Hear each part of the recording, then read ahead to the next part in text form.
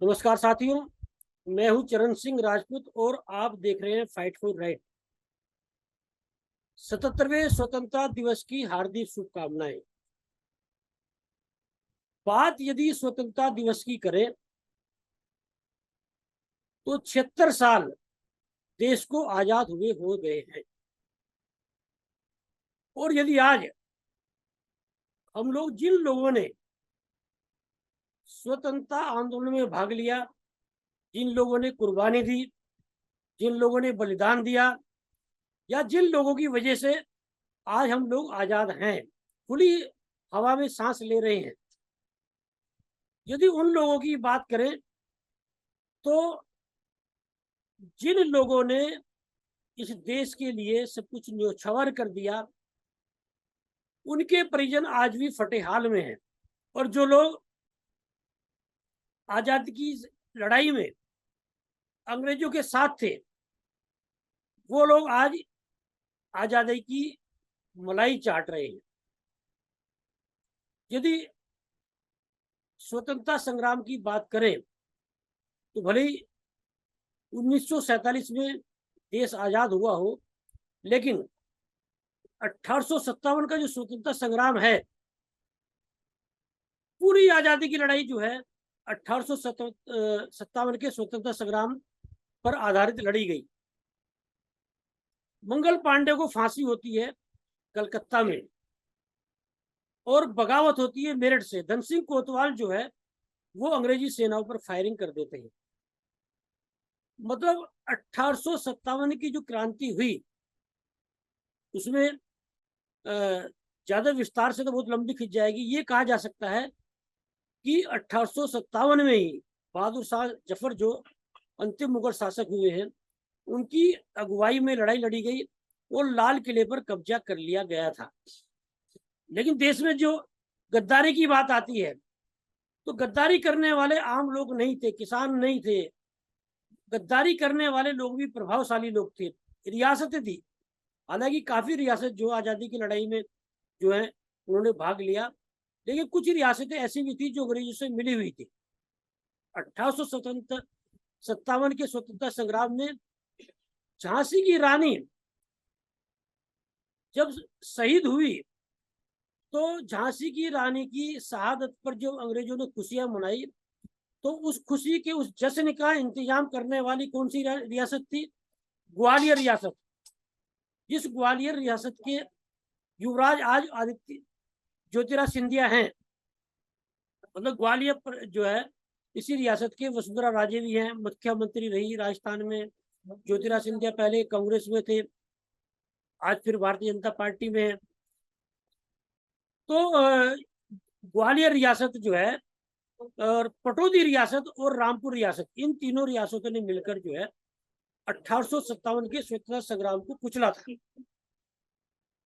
और यदि देश की आजादी की बात करें तो चाहे सरदार भगत सिंह रहे हो, राजगुरु रहे हो, चंद्रशेखर आजाद रहे हो, गांधी रहे हो, लोहिया रहे हो, सरदार पटेल रहे हो, पंडित नेहरू रहे हो, अशफाक उल्ला खां रहे हो, खुदीराम बोस रहे हो, चाहे गर्म दल के नेता रहे हो, चाहे नर्म दल के नेता रहे हो, बड़े स्तर पर कुर्बानी दी गई, बलिदान दिया गया, बड़े स्तर पर संघर्ष हुआ।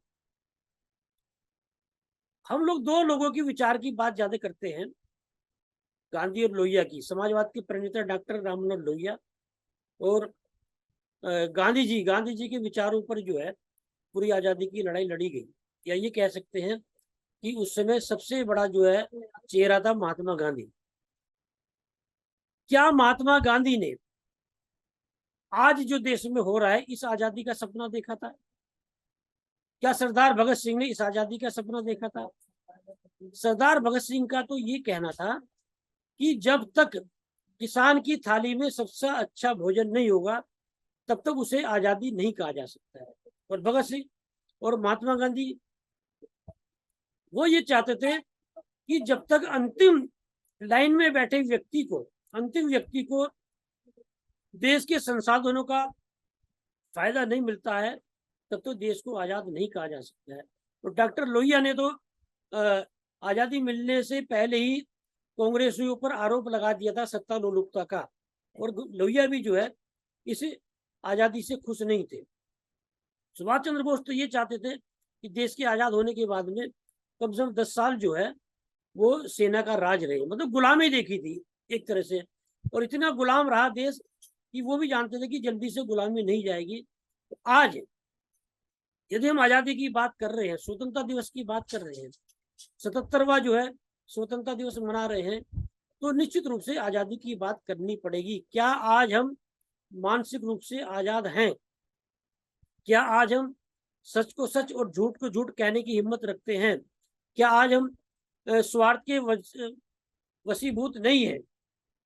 इस देश में आज देखा जाए तो चाहे वो राजनीतिक स्वार्थ रहा हो, चाहे व्यक्तिगत स्वार्थ हो, या पारिवारिक स्वार्थ हो, जो भी जिस तरह के स्वार्थ के चलते आदमी सब कुछ जानते हुए भी गलत को गलत और सही को सही नहीं कह पा रहा है। और आज ये जो लोग सत्ता में हैं, यदि उनकी बात करें तो जो इन लोगों का इतिहास रहा है, भारत छोड़ो आंदोलन जब छिड़ा तो ये लोग उसकी जो है एक तरह से विरोध कर रहे थे। श्यामा प्रसाद मुखर्जी जो है पश्चिम बंगाल में संविधान सरकार थी, हिंदू महासभा और मुस्लिम लीग ने सरकार बनाई थी। श्यामा प्रसाद मुखर्जी उसके उप मुख्यमंत्री थे। तो उन्होंने उस समय तत्कालीन जो गवर्नर थे अंग्रेजों के, उस समय पत्र लिखा था कि इस भारत छोड़ो आंदोलन को हम लोग कुचल देंगे। और वो लगातार संदेश दे रहे थे कि भाई आजादी की जरूरत नहीं, सत्ता है हमारी। अंग्रेजों के रहमो करम पर जो पश्चिम बंगाल में संविधान सरकार चल रही थी, उसके वो उप मुख्यमंत्री थे। और ये आरोप लगता रहा है आरएसएस पे कि ये लोग जो हैं वो अंग्रेजों के साथ मिले हुए थे। इसमें कहीं से दो राय नहीं, जो लोग जिस समय काम किया उन्होंने किया, आज के जो लोग हैं वो काम कर रहे हैं। लेकिन भारत माता की जय बोलने से राष्ट्रवादी आदमी नहीं हो सकता है। भारत माता की जय बोलने से देशभक्त नहीं हो सकता है।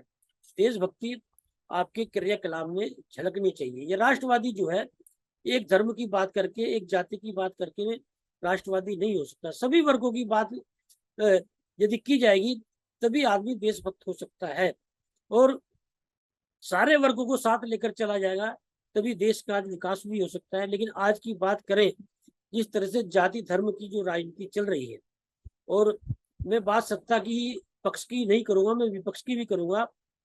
आज जितने भी राजनीतिक दल हैं वो सत्ता के पीछे भाग रहे हैं। उन्हें ना देश से मतलब है ना समाज से मतलब है। विपक्ष के नेता भी ऐसे ही हैं, सत्ता पक्ष के नेता भी ऐसे हैं, कहते हुए कोई मुझे आज स्वतंत्रता दिवस पर कोई हिचकिचाहट नहीं हो रही है। अब ऐसे में प्रश्न ये उठता है कि व्यवस्था को संभाला कैसे जाए, व्यवस्था को दुरुस्त कैसे किया जाए। आज देश में जो हालात हैं वो हालात इस तरह के हैं कि जब देश आजाद हुआ था, सबसे पहले देशभक्ति पैदा करने की जरूरत है लोगों को, दिखावे की नहीं। और आज की तारीख में क्या हो रहा है कि दिखावे की देशभक्ति के नाम पर अपने स्वार्थ सिद्ध किए जा रहे हैं। आज मैंने जो सहारा के चेयरमैन सुब्रत राय, उनका जो सर्कुलर जारी हुआ 15 अगस्त का, फिर से मैंने उनके जो है प्रवचन देखे किस तरह की देशभक्ति का वो ढकोसला करते हैं, किस तरह से देश की प्रति चिंतित होने का दावा करते हैं। और जग जाहिर हो चुका है कि कारगिल में शहीद जो हुए हमारे सैनिक, उनके परिजनों को मदद देने के नाम पर इस व्यक्ति ने अपने कर्मचारियों से 10 साल तक ठगा, मतलब उनके पैसे काटे। और जब तिहाड़ जेल में ये आदमी जब बंद हुआ तो अपने ही कर्मचारियों को एक पत्र लिखा कि भाई आपका स्वाभिमान जेल में बंद है, मुझे छुड़ाइए। 1250 करोड़ रुपए तिहाड़ जेल में बंद होने के नाम पर ठग लिए। निवेशकों से जो ठगी सामने है, 3 लाख से करोड़ का ऊपर का भुगतान है। कर्मचारियों को जो रिटायर्ड हो रहे हैं पैसे देने, मतलब अभी इसमें आजादी की बात में ज्यादा लंबी बात नहीं करना चाहूंगा। ऐसे ऐसे लोग देशभक्त बन रहे हैं, और आप सत्ता में बैठे हुए लोग जो हैं वो देशभक्ति होने का पूरा जो है वो ड्रामा करते हैं। लेकिन आज भी देश में कोई देशभक्त है तो वो किसान है। किसान जिस तरह से रात दिन मेहनत करके और उपजाता है, लोगों का पेट पालता है, निश्चित रूप से देश सबसे बड़ा देशभक्त आज भी किसान है। और कोरोना काल में साबित कर दिया, यदि किसान नहीं होता तो देश जिस तरह से संभला नहीं संभल पाता। तो ऐसे में प्रश्न ये उठता कि आजादी की लड़ाई में जिस तरह से आजादी का जज्बा था, देशभक्ति थी, उसी तरह से जो देश का युवा बिना स्वार्थ के देश समाज के लिए खड़ा होगा, तभी जो है ये देश में आज़ादी मानी जाएगी। और ये कहा जा सकता है कि आज की तारीख में सत्ता पक्ष के नेता हो या विपक्ष के नेता हो, इनसे कोई देश समाज की भले की उम्मीद नहीं की जा सकती है। देश का युवा, देश में से निकले हुए समाज के लोग जो देशभक्ति से ओतप्रोत हो, जिसमें किसी तरह की दिखावा ना हो, किसी तरह का स्वार्थ ना हो, वो लोग इस देश की बागडोर संभालें, तब जाकर इस देश को आजाद कहा जा सकता है, या ये कहें कि तब देश आजाद माना जाएगा। आने वाले समय में निश्चित रूप से जिस तरह से बड़े आंदोलन चल रहे हैं, चाहे वो किसानों का आंदोलन हो, चाहे एक निवेशकों का भी बड़ा आंदोलन, देश में 42 करोड़ निवेशक बताए जा रहे हैं, तो इन्हीं आंदोलन से निकले हुए नेता जो है जब इस देश की बागडोर संभालेंगे तब बदलाव होगा। ये जितने भी सत्ता स्थापित नेता हैं, इन नेताओं ने दोनों हाथों से देश को लूटा है। ये लोग अपनी गर्दन बचा रहे हैं, ये लोग अपनी संपत्ति को बचा रहे हैं। राजनीतिक दलों में सिवा गुलामी के अलावा कुछ अपने कार्यकर्ताओं को जो है कुछ नहीं बनाया जा रहा। ये कह सकते हैं कि सारे राजनीतिक दलों में जो कार्यकर्ता है उन्हें गुलाम बना कर रखा गया। आप किसी भी नेतृत्व के खिलाफ बोल के देख लीजिए, अगले दिन आपको पार्टी से बाहर कर दिया जाएगा। तो समाजवाद के प्रणेता तो डॉक्टर राम मनोहर लोहिया बोलते थे, यदि जरूरत पड़े आप अपने नेतृत्व के खिलाफ खड़े हुई है। तो आज जो समाजवाद की बात करते हैं, लोहिया के नाम पर जो राजनीति कर रहे हैं, क्या उनमें इतना नैतिक साहस है कि यदि उनका कोई कार्यकर्ता उनका विरोध करे तो उसे बर्दाश्त कर ले, अगले दिन बाहर कर देंगे। तो ये जो गुलाम बनाने की जो परिपाटी देश में चली है, चाहे राजनीतिक दलों में हो, कॉर्पोरेट कल्चर में हो, या घरों में हो, पर चौपाल पे हो, इस जो परिपाटी को उखाड़ फेंकना पड़ेगा। और विशेष रूप से महिलाओं को अपने बच्चों में देशभक्ति पैदा करनी पड़ेगी, देश और समाज के प्रति लड़ने का जज्बा पैदा करना पड़ेगा।